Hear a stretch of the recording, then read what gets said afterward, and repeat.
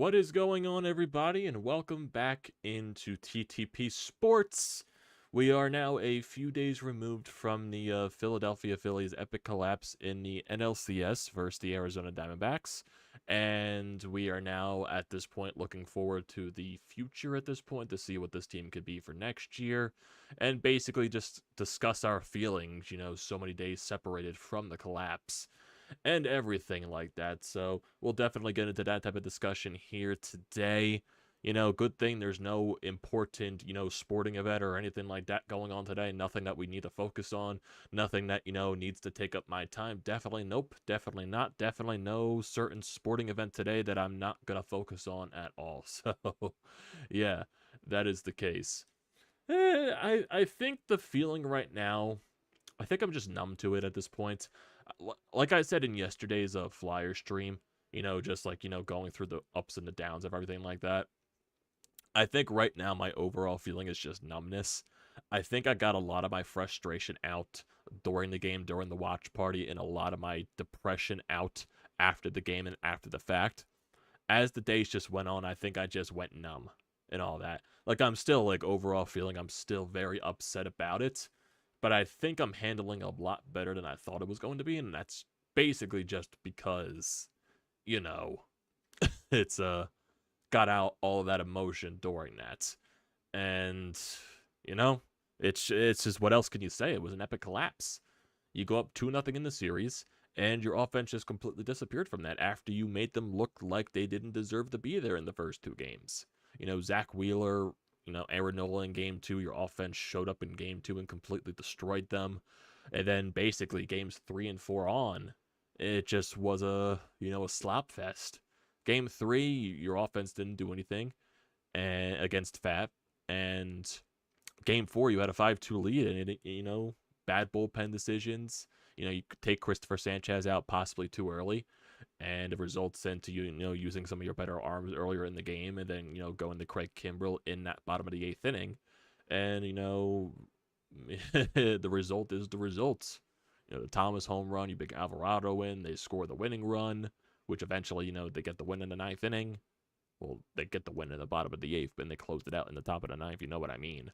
You win a game five, and then, just in the unthinkable category, you're going back home to Citizens Bank Park for 2 games with a chance to close it out. You just didn't think to yourself that this team was capable of non-showing at all in the final 2 games in your home ballpark. You just got completely schooled, and you got completely, embarrassed by the Diamondbacks. That's the bottom line. That's the end of the story. And a lot of people, around here, on social media and all that stuff, they'll say, they get pissed when you say the Phillies are the better team. Because, yes, on everything, the Phillies were the better team. They were, no doubt. You cannot lie about that. I'm sure there's Braves fans. I'm sure there's, Dodgers fans. I'm sure, fans all around the sport, going from the Baltimore Orioles to, the Tampa Bay Rays. A lot of these teams around the league that say, a lot of teams lost to lower seeds. Even the Houston Astros, they probably overall were the better team than the Rangers. They probably should have won that series, and they didn't do it.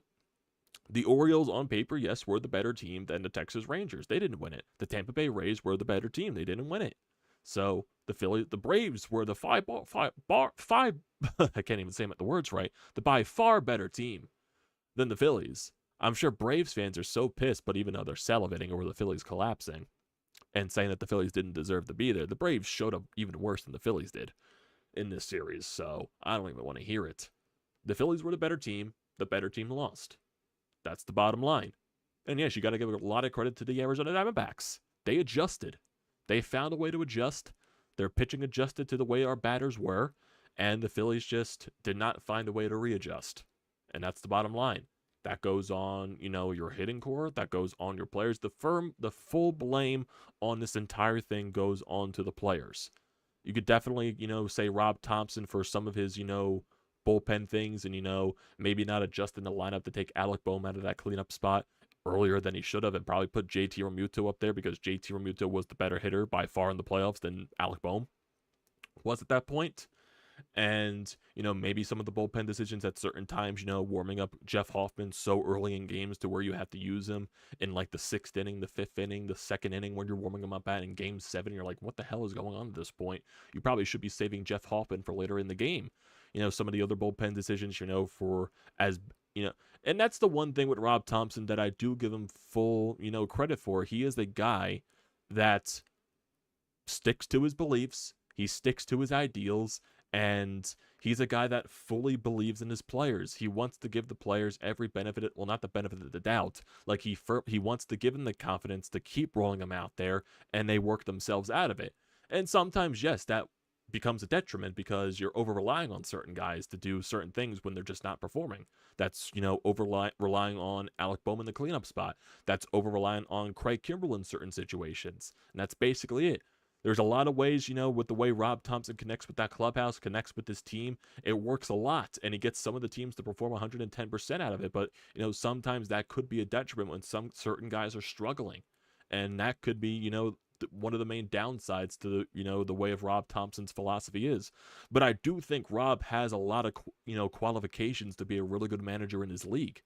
I just, sometimes I think where he firmly believes in his guys, sometimes that can come back to bite him in the ass in certain situations. And, in certain situations, it hurt that in the NLCS with, his failure to adjust and change certain things. He just stick to what was working for the team the entire year, and he stuck with it. He failed to adjust. That's the bottom line there. That is the bottom line. Pitching wise in the starting rotation, you have Taijuan Walker on the roster, and he just doesn't get used at all. I'm not sure how that's going to work out the rest of the rest of the contract. You sign him to a big deal as a guy that's an innings eater, in the deep part of your rotation, and he just doesn't get used at all.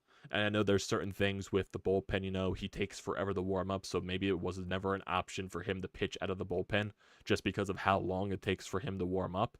So that's definitely something there. You could definitely say there's some stuff to Dave Dombrowski for possibly just not getting enough at the trade deadline. And granted, the trade deadline this year, just in total for the people that were available, just wasn't that good at all. A lot of teams were asking an absurd amount of prices for certain guys. And, it just is what it is at this point. Your players needed to perform, and your top guys didn't. Kyle Schwarber did show up in the NLCS, so he was probably your most consistent guy in that top of the, of the top guys. Trey Turner from game 3 on didn't do anything. Nick Castellanos had 1 hit in the entire series.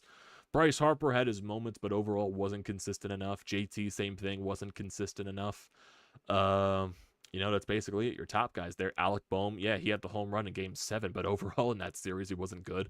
Bryson Stott, had his moments, but, he was very inconsistent once again. I would say your most consistent hitter overall was Brandon Marsh throughout the entire postseason. And when Brandon Marsh is your most consistent hitter, and this is no knock to Brandon Marsh, I think he's a very fine player, and I think he has a very good, as he keeps, growing in this league and growing with this team in this system, I think, he's going to turn out into a very fine player. But when Brandon Marsh is your most consistent hitter, that's an issue. That definitely is an issue. And then Johan Rojas, just got completely overmatched the entire postseason. They used his weaknesses against him. It's basically a replication of what teams did to Bryson Stott last year in the postseason. Just keep attacking with high fastballs, and he's going to chase it every time. Automatic out in those situations. Even though Bryson Stott had his moments last year, Johan Rojas, he had the triple in the NLCS, but that was basically it. He was an automatic out. And you did see some stuff from Dave Dombrowski's, postseason press conference talking about the whole Johan Rojas situation, how he's not going to be guaranteed a roster spot next year. He's definitely going to have to go through the offseason, work on some things, find a way to prove it in spring training coming, this coming March and everything like that. So it's definitely not guaranteed that he's going to be the opening day center fielder. So I do like that from Dave Dombrowski, not guaranteeing, for as good as Johan Rojas was in the regular season when he did get called up, he has a lot. He's very raw. He is definitely very raw in this league. So we'll have to see how he progresses and everything. I'm not sure what they're going to do in the offseason in terms of that center field spot. There's going to be so many rumors revolving around them and Mike Trout just because of everything that's going on with the Los Angeles Angels. So and the Mike Trout connection with Philadelphia and everything like that. So you're going to be hearing a lot of rumors surrounding that, because you never know if the Angels owner tries to persuade Mike Trout to request a trade out of Los Angeles. So I definitely wouldn't be shocked if that's the case. I do think, regardless of the talent with Mike Trout, I do think it would be very, not the best, just because of the past couple of years. He is getting older. He can't stay on the field in the past couple of seasons. So I just think that, especially with his contract, unless you can get the Angels to eat a certain amount of that, I just think it would be a bad thing. I would rather just let the young guys work it out, or you get someone else, cheap to play that center field role that can actually, hit, you know what I mean, and provide solid defense. You don't have to be Gold Glove caliber. Just provide solid defense, play a good center field, and you could be an actual threat in the batter's box. I'm not sure how you're going to do that. Dave Dombrowski even stated in the press conference yesterday that their main priority was to try to re-sign Aaron Nola, and if they can't get that job done, they're going to go out and try to find a way to replace him.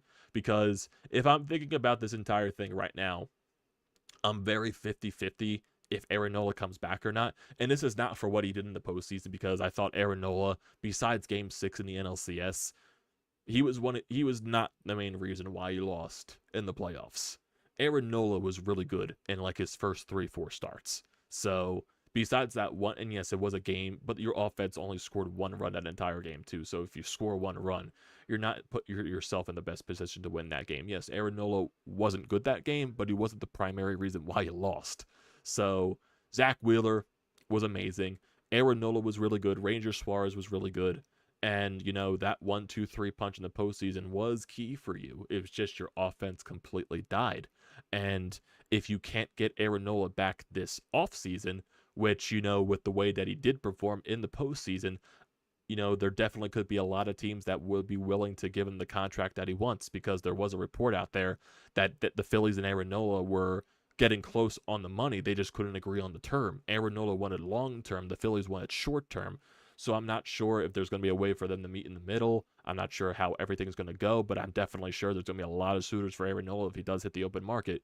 You're looking at teams like the Yankees, teams like, maybe the St. Louis Cardinals can go after a guy like an Aaron Nola because they desperately need starting pitching. Other teams like the Dodgers, they would desperately need starting pitching because of all the injuries that they had this season. There's definitely going to be a lot of suitors for a guy like an Aaron Nola, so he would definitely be a hot commodity. He would be one of the top, free agent starting pitchers on the market. Him and Blake Snell. You would rope Shohei Ohtani into that category, but he's not going to be pitching next year because of the Tommy John surgery. So Shohei Ohtani still could be the top free agent, just not pitching wise. And sadly, that's the case. He won't be pitching for a team next year, so that definitely hinders the idea there. But what's the main priority for this Phillies team going into the offseason? It's pitching. It's definitely pitching. Finding a way to bolster the rotation again and bolster the bullpen. You obviously know and firmly believe that Craig Kimbrell is not coming back. I firmly believe that's not going to be the case.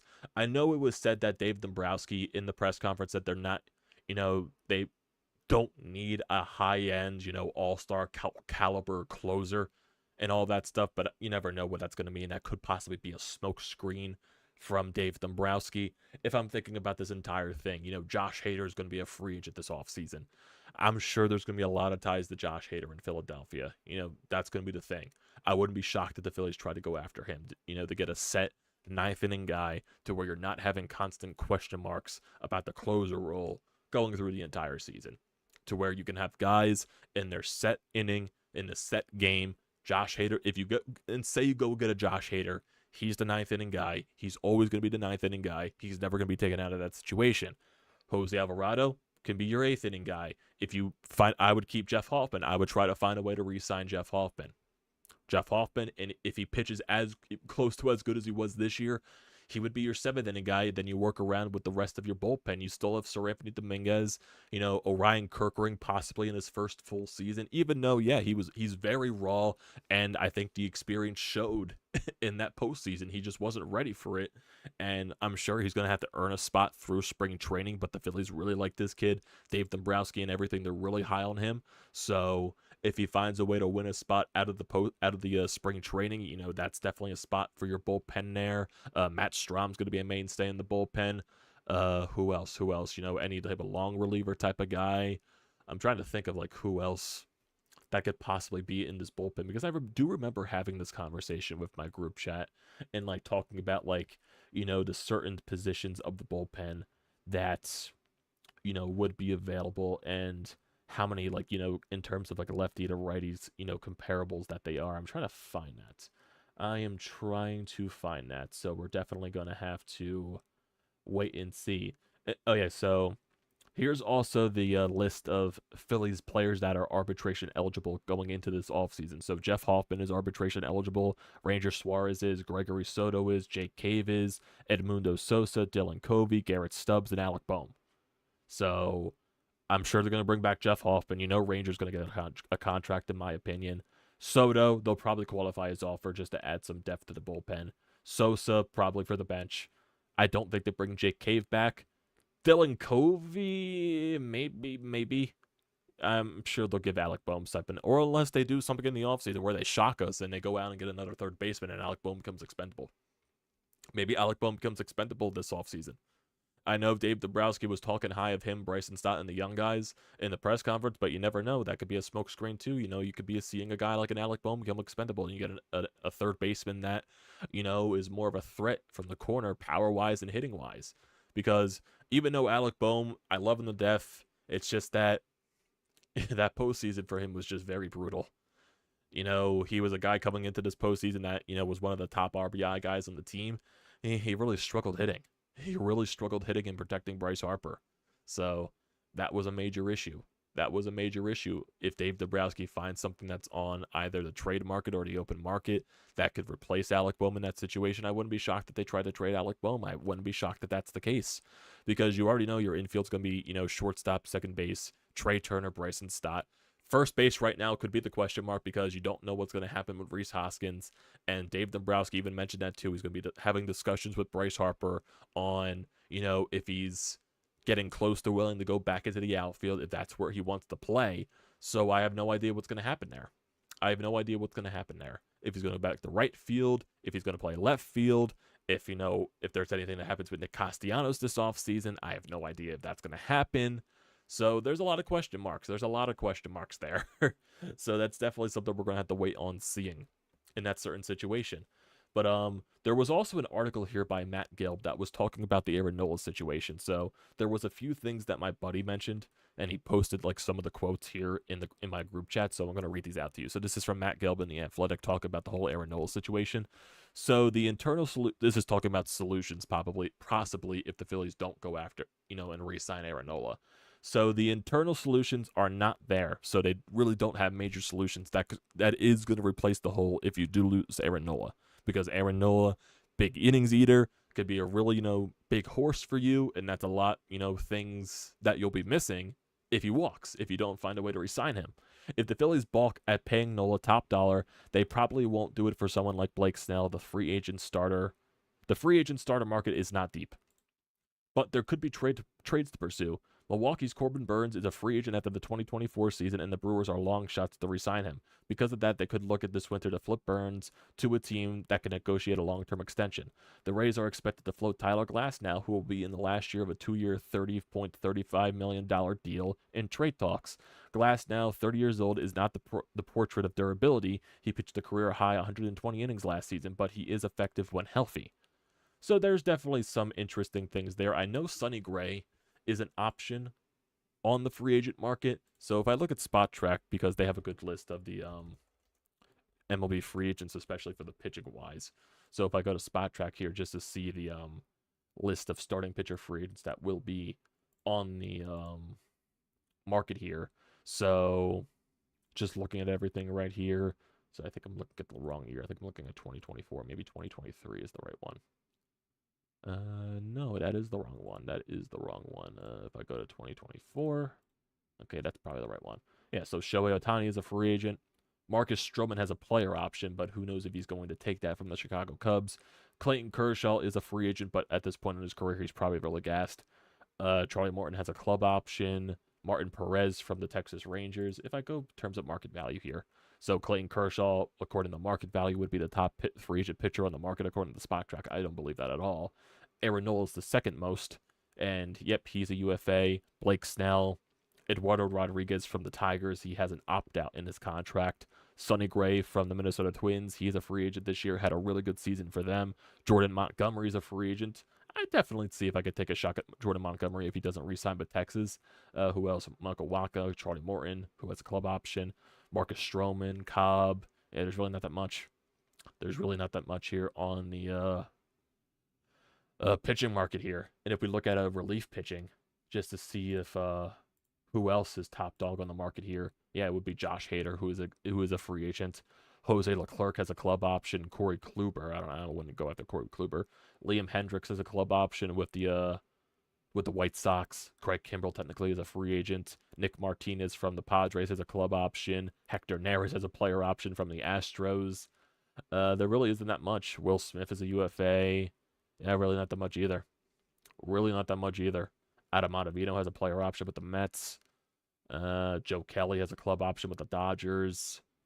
Yeah, really not that much. Jordan Hicks has a free agent this year, so a guy that could throw over 100, maybe that would entice the Phillies. He's only 27 years old, but who knows? Yeah, the pitching market really just isn't the best overall. And if I'm just looking at batters in terms of free agents, Shohei Ohtani, of course. Let's see. Trying to look at everything right here in terms of market value. Rhys Hoskins technically would be a free agent if the Phillies don't re-sign him. Matt Chapman is a free agent, so that can technically be your third base option if you want to move away from Alec Bohm. Who else? Michael Conforto is a player option with the Giants. Jock Peterson would be a free agent this year. Who else? Apparently Gurriel Jr. is a free agent from the Diamondbacks. Joey Gallo is a free agent. Javier Baez is an opt-out. And Jorge Soler has a player option with the Marlins. Who knows if he takes that up. Yan Gomes, a backup catcher, has a club option with the Cubs. Could he be an option for a backup catcher? Because in my personal opinion, I don't want to see Garrett Stubbs anymore. I do think backup catcher-wise, you do need a better option there for to help JT Realmuto out, get him some more rest throughout the season. That's just me.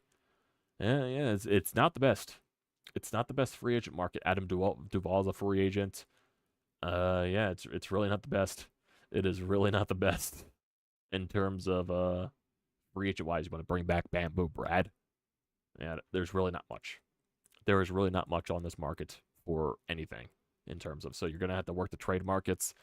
If you find some cheap free agents that you could put on the bench, Brad Miller would be a good bench option. Adam Duvall could be a good bench option because even though I'm not sure what he wants to be at this point of his career, but he would still be a good bench option.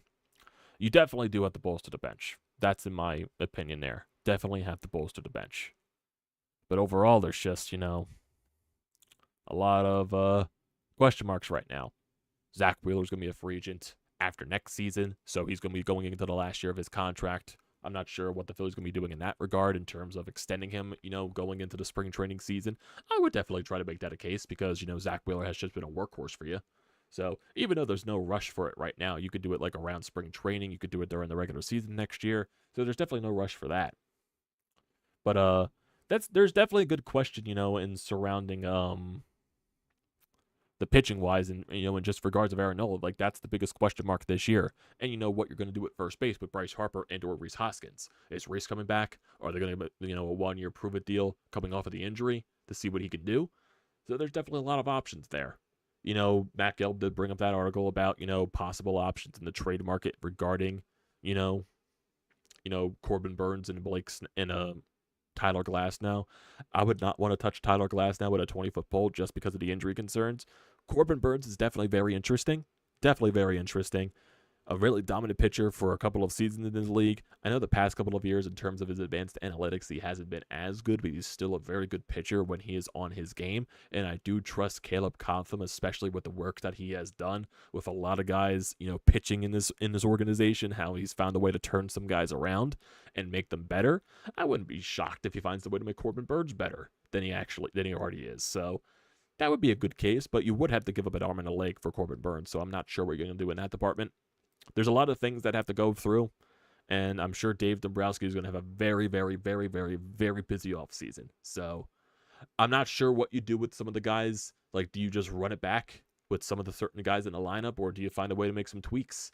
The Phillies did make some, changes into the coaching staff. They fired their bullpen coach. They fired their assistant hitting coach. So maybe you bring those assistants in and something like that.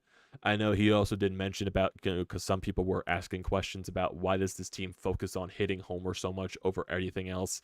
And Dame Dombrowski said that's not the thing that they preach. That's just how hot they got in the month of August. And that basically was the feast or famine version of the offense. So that's not what them and Kevin Long preach. That's just how hot they got in terms of hitting the home run ball. And maybe they just got into the habit of that. I don't know. I don't know. Your offense just completely died on you. Your offense just completely died on you. The Diamondbacks adjusted. You failed to readjust. That's basically the bottom line there. Your top guys didn't show up in the batting order. That's basically it. When the time crunch came on, and I'm still thinking to myself about that, Bryce Harper bats in that game 7, especially in the 7th inning, where he just had a couple of pitches down the middle of the plate that he just didn't drive. So I still have nightmares about that overall.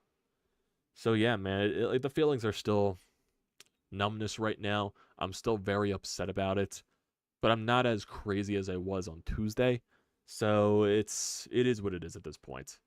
I still feel like overall, when you have an owner in John Middleton that is willing to open the checkbook, that is willing to do anything possible to make this team better, and he's willing to do anything, that's why John Middleton is one of the best owners in Major League Baseball in terms of, with the way that he gives back to the city, the way that he tries to make the team better by opening the checkbook.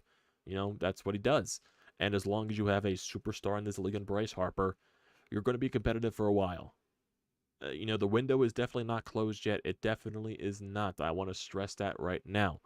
I did see some questions about whether now that Philly fans will stop believing in this team because they choked this year. I don't think that's the case. This is not Sixers territory. The Phillies have made the playoffs for 2 straight years. That's it.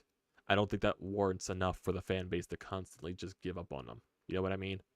We're not in Sixers territory. We're not in Sixers territory where they're constantly second-round exits every single year. I think comparable to that in terms of baseball is just getting to the NLDS every single year and getting eliminated in the NLDS.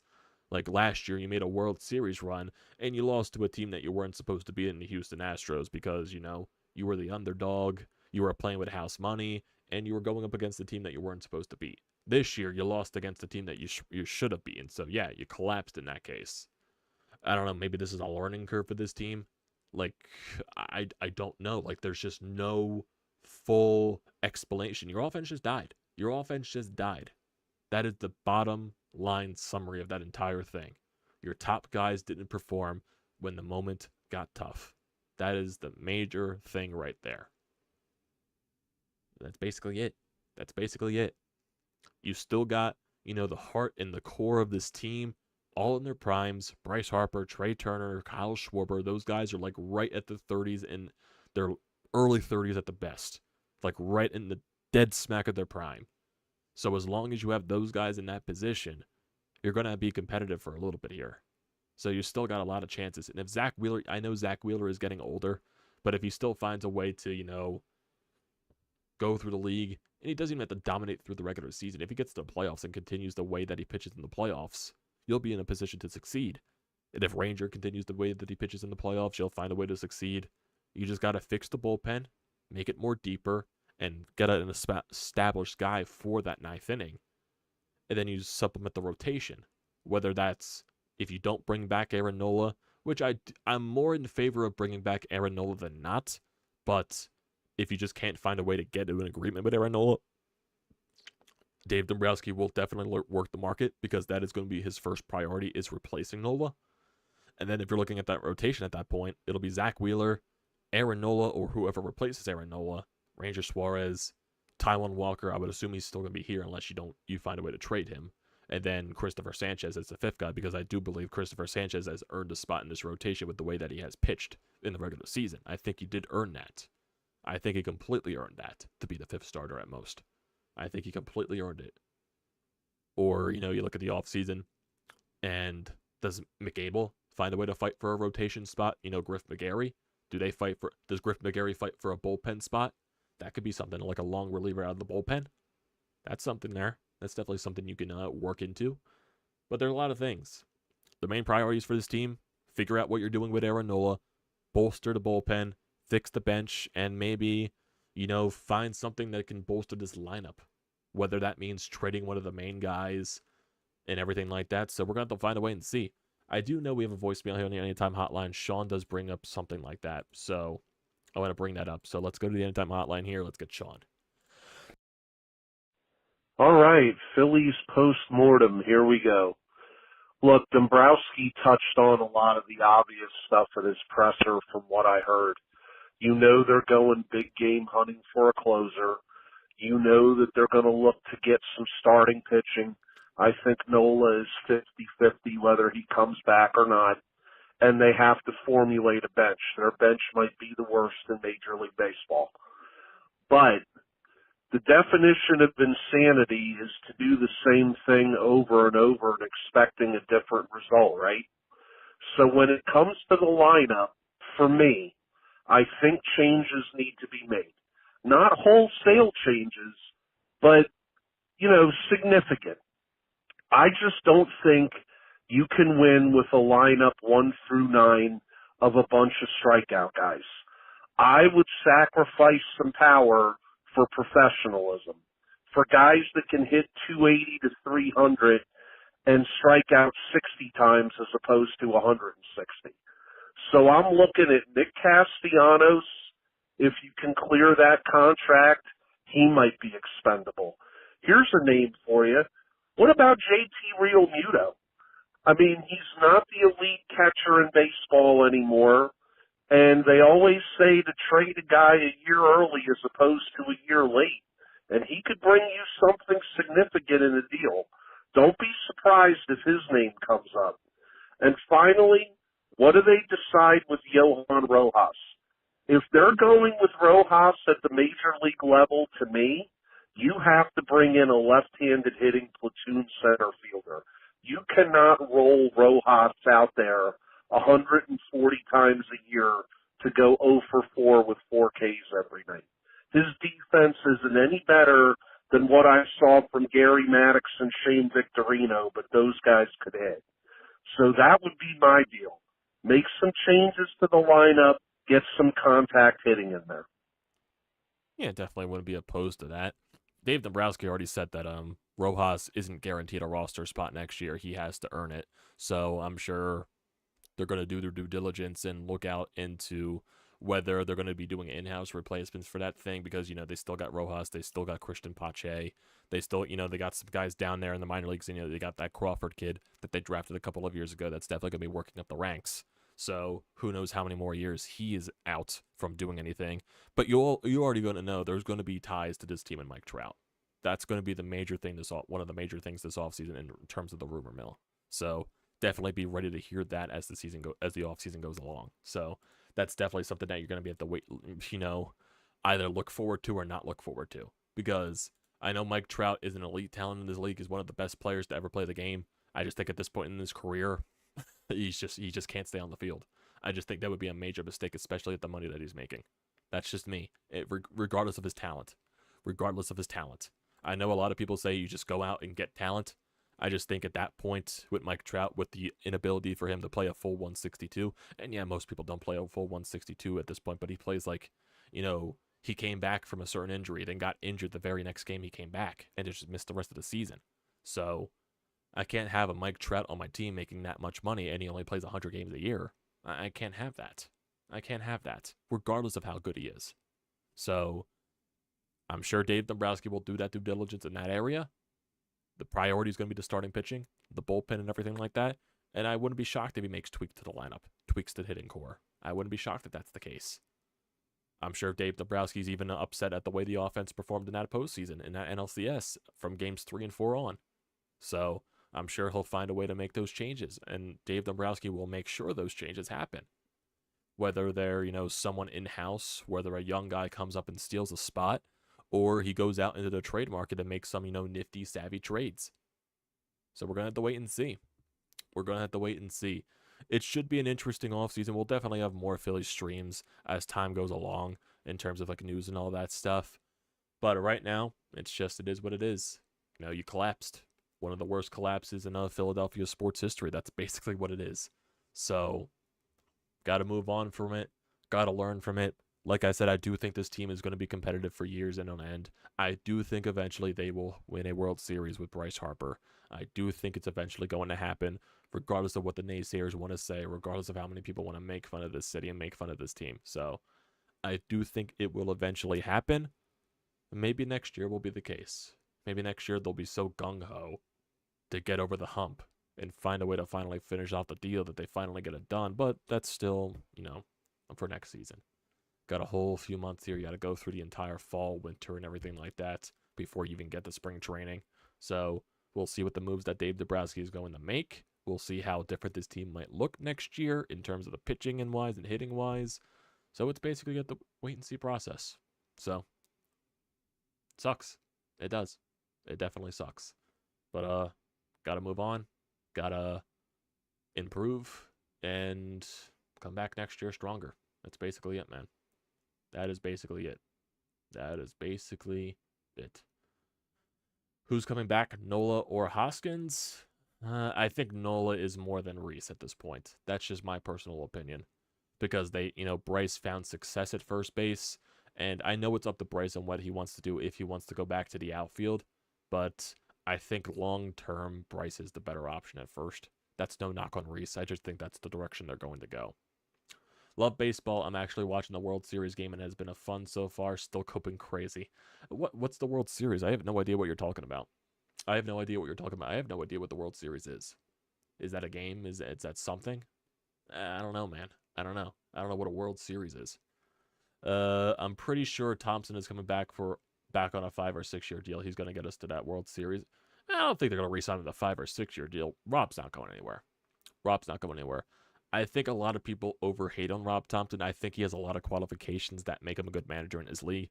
I just think some of those things where he over-relies on guys and over-believes in certain people, and, he gets stubborn. That's basically it. He gets a little stubborn. So I think that's the main thing that backfires on him. If he learns to adjust throughout a series, that'll benefit him. What about that? They're not getting Adley Rutschman. They're not getting Adley Rutschman for JT Realmuto.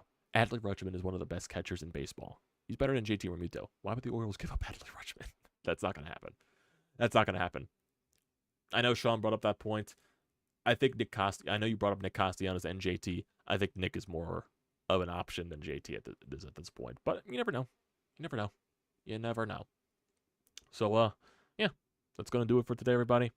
I appreciate you joining in on the few days after process of Phillies losing and collapsing.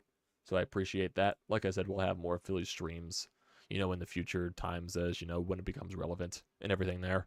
So, yeah, sucks, but you got to move on. That's the bottom line there. So in terms of future streams that are upcoming, tomorrow there is a Flyers game at 1 o'clock, but after that there is a little bit of a thing in my neighborhood that we do for, pre-Halloween. That's like, the Saturday before Halloween. They always do the trick-or-treating around here, so I'm going to have family over. So if I do a Flyers recap tomorrow, it probably would be closer to the nighttime and everything like that. And then for Sunday, of course, Eagles and everything like that. And then, there's a couple of Flyers games next week and everything, so we'll get some streams mixed in here and there. And for the off days, we'll decide on what to do with that. So when a stream pops up, you'll see it in your subscription feed, so just look out for that and everything there. So, what's up, BJ? Welcome to the chat late. Definitely welcome to that, but I appreciate you joining regardless. The Arizona's is like the 2022 Phillies this year. Well, we'll see. We'll see. We'll see how that results in the end of the World Series. But, yeah. So, thank you guys for joining tonight. Don't forget to leave a comment in the comment section down below. Don't forget to drop a like. Don't forget to hit that subscribe button. It does me a great deal of service. And also use the code TTPSPORTS, $20 off your first purchase at SeatGeek. Great deal. Don't pass it up. Gotta move on. Gotta move on to next year and see what this team does in the offseason and get better. So, we'll see what happens there, boys. But for now,